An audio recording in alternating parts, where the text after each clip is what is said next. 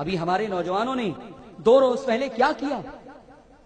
جو کیا، غیروں میں اسلام بدنام ہوا، اپنوں میں ہمارا سنیت بدنام ہوئی۔ حافظ جی بابا کا عرس تھا، سندل نکالا گیا، سندل میں ڈھول بجائے گئے، ڈی جے بجائے گیا، میوزک بجائی گئی، ناچ رہے تھے وہ۔ کوئی پیٹرول منہ میں لیتا، اسے پھونکتا اور آگ لگا دیتے تو آگ کا ایک گولا نظر آتا۔ یہ بڑا رسکی کام تھا، منہ بھی جل سکتا تھا۔ یہ رسک تم نے کس کی محبت میں اٹھایا؟ یہ رسک کس کے بولنے پہ تم نے اٹھایا؟ یہ رسک کس کی تعلیمات کی بنیاد پر تم نے اٹھایا؟ ارے تم نے جو کچھ کیا، دنیا میں بھی جلنے کا کام کیا اور آخرت میں بھی جلنے کا کام کیا۔ دین کو تم نے بدنام کیا، سنیت کو تم نے بدنام کیا، اسلام کو تم نے بدنام کیا۔ اس طرح سے عرس منانا، علماء بیٹھے ہوئے پوچھئے، یہ ناجائز ہے، یہ حرام ہے۔ یہ امام احمد رضا کی کتابیں اٹھا کر دیکھیں، جنہیں آج آپ اہل سنت کا وکیل، ترجمان، مجدد تسلیم کرتے ہیں، ان کے فتوے کی کتابوں میں میوزک، مزامیر، ڈھول، تاشا، ناچنا، گانا، خرافات حرام ہے۔ عورتوں کا مزارات پہ جانا امام احمد رضا کا فتویٰ ہے کہ حرام اور ناجائز ہے۔ کسی نے پوچھا تھا امام احمد رضا سے کہ عورتیں مزار پہ جا سکتی ہیں یا نہیں؟ فرمایا تم یہ پوچھتے ہو کہ عورتیں مزار پہ جا سکتی ہیں یا نہیں؟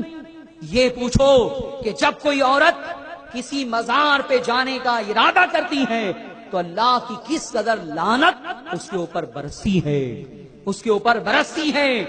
اس لیے سچے سنی ہو تو طے کر لو کہ آج کے بعد تمہارے گھر کی عورتیں کسی مزار پہ نہیں جائیں گی۔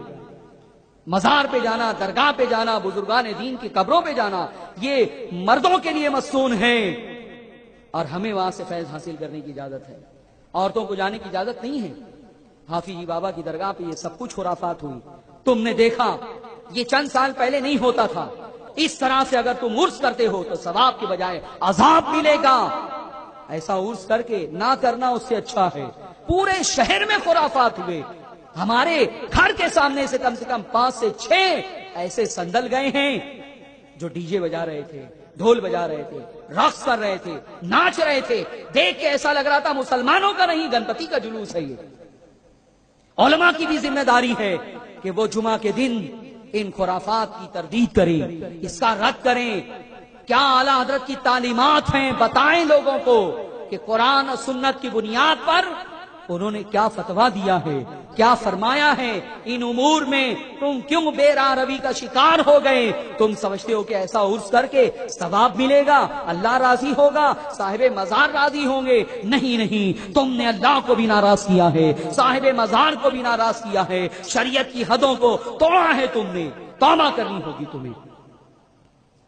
اگر اس علاقے سے نوجوانوں نے ایسا جلوس نکالا ہے تو وہ توبہ کرنے کے ایسا آج کے بعد نہیں کریں گے۔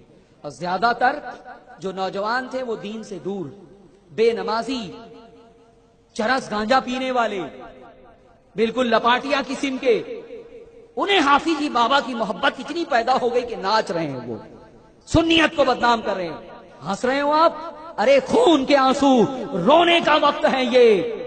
پورے شہر میں سنیوں کی بدنامی ہوئی ہے، اس لیے میں اتنی شد و مت کے ساتھ اس کا رد کر رہا ہوں کہ اس کی کوئی اجازت کہیں نہیں ہے۔ کیا کر رہے ہو؟